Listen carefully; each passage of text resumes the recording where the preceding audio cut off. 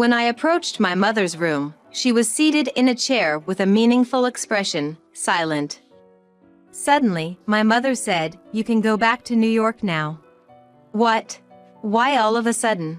Don't you get it, Julia? You don't need to live here anymore. But, Mom, Dad's health isn't great, and my company has just started recovering. How many times do I have to say it? Just go without arguing. Your sister and her husband will take care of things. You're no longer needed. So go back to New York. I am Julia. I work in New York as an employee and am about to turn 32. I graduated from a local university but moved to New York for my job.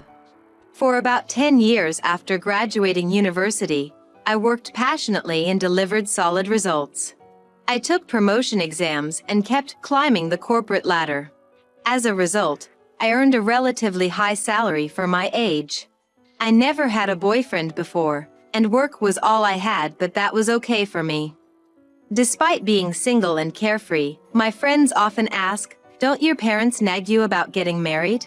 They always try to push me into a romantic mindset, but it never works on me. The main reason I'm not interested in romance or marriage might be because of my mother. She never pressures me about romance, marriage, or grandchildren. I think she's simply not interested in me. My mother has always been more interested in my elder sister. My sister is tall and slim with long limbs and is quite a beauty in our hometown. She even worked as a model in a big city, proving her beauty was recognized even in the big city. Whenever my mother and sister walked together, they would receive compliments, so I guess my mother enjoyed that. She always paraded my sister around town as her pride and joy. On the other hand, I took after my father, lacking my sister's beauty and grace. I managed decent grades in school but never excelled beyond the top tier.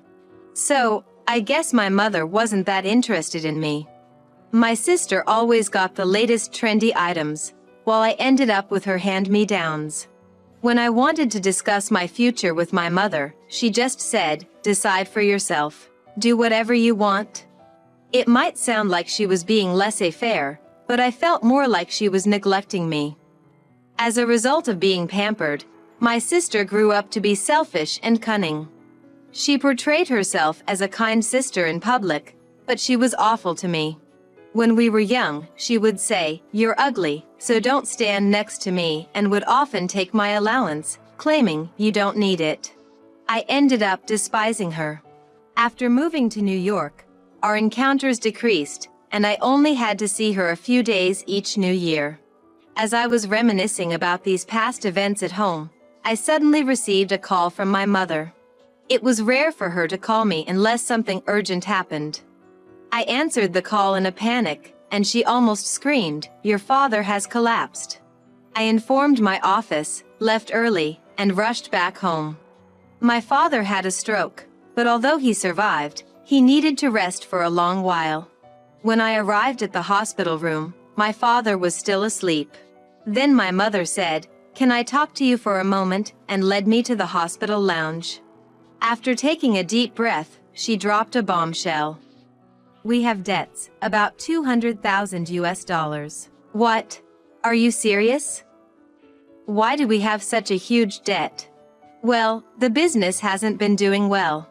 My family runs a factory started by my grandfather, with my father taking over. They produce precise components. Growing up, I always saw my father working hard, sweating it out to provide for our family. Although it was a local public university with low tuition, they managed to send me there without relying on scholarships. I had never imagined they were in such dire financial straits. Upon hearing this, I felt something was amiss. After all, my mother handles the accounting for my father's company. She should have known about the debt earlier. Why did they let it grow this much? However, now isn't the time to harbor doubts. We need to find a way to repay the debt as soon as possible. As I re-entered the hospital room, lost in thought, I noticed my father had woken up. "Dad, do you recognize me? It's Julia." "Ah, Julia? How's the company? You came all this way to see me?" Yes. I left work early, so it's all right. Why did you push yourself to the point of collapsing? I'm sorry. Dad, about the debt. I just heard about it from Mom. I see. You found out. I'm truly sorry. I've been so weak as a father. Dad. What are you saying? I'll help too. Let's repay the debt and rebuild the business together. Julia, thank you. I didn't want to burden you. I'm sorry. I went back to my company briefly, explained the situation to my boss, and arranged to work remotely from my parents' home. In the following days, I took on tasks at my father's factory whenever time allowed. I not only pursued sales to clients, but also thoroughly assessed the work environment to identify improvements. Once my father recovered enough to move, he was discharged earlier than expected. He seemed concerned about overburdening me. The absence of my father, the company president, had indeed affected morale, but his swift return significantly boosted team spirit. Seeing the president pushing himself inspired and motivated the employees. Both my father and I repeatedly visited clients, pleading for better contract rates. Thankfully, a couple of companies admitted they had undervalued our services and agreed to raise the prices. Another issue that arose was regarding salaries. Without my knowledge, my older sister had been employed as a clerk in my father's company for several years. Shockingly, she demanded and received a monthly salary of $5,000, facilitated by my mother who had pressured my father. This not only impacted other employees, but also the company's finances.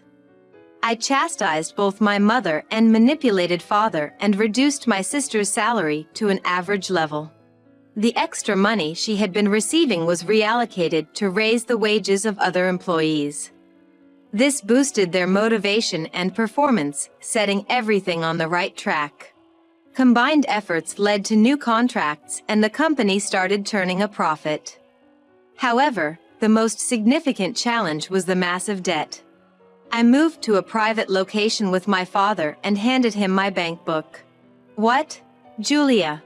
How did you get this amount? I've been earning quite a lot and have been studying and strategically investing in stocks for a while now. I'll cover the $200,000 debt before interest accumulates. Please, Dad, manage the company without being swayed by Mom or sister. You can pay me back slowly. My father, with tears streaming down, he repeated, "Thank you, Julia. I'm truly sorry."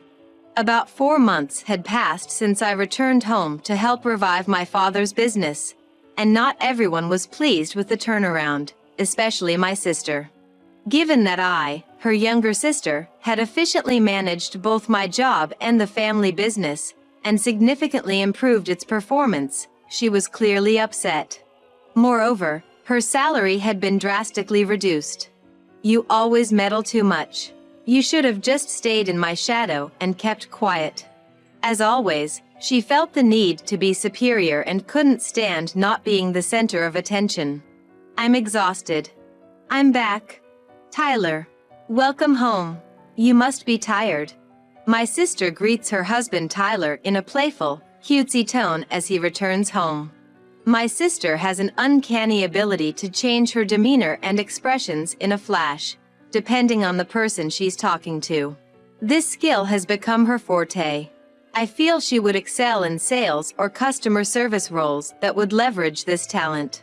Tyler, my sister's husband, is what you'd call handsome. He has a kind nature and is very approachable. He works as a public servant and has a stable income. I presume my sister, who is known for her beauty, approached him, and he fell for her charms. Lost in such thoughts, I was summoned by our mother. Heading to her room, I found her sitting on a chair, emanating an air of significance. Suddenly, she said, "You can go back to New York now." "Huh? Why? You see, Julia, you don't need to live here anymore." "But Mom, Dad isn't feeling well, and the company has just started recovering." "Must I repeat myself? Don't make excuses. Just leave. Since your sister and her husband will take care of things, we don't need you anymore." So, pack your things and go back to New York. I couldn't comprehend or believe what my mother just said. After all the time and effort I had invested to help them, she changed her attitude as soon as the debts were cleared. This turnaround was just too quick. Maybe I was the one who was wrong. Maybe I was overjoyed by the rare instance of being relied upon by my mother, feeling that I had finally gained her acknowledgement. It seems I was just a pawn for her from the beginning. Fine. I understand. I'll go back to New York. As I was packing, I overheard my mother and Julia giggling, saying things like, "Finally, that thing is leaving." With a myriad of emotions, I went back to New York. Soon after, I received a call from my father. "Julia, what happened? Why are all your things gone from the house?" "I'm sorry, Dad.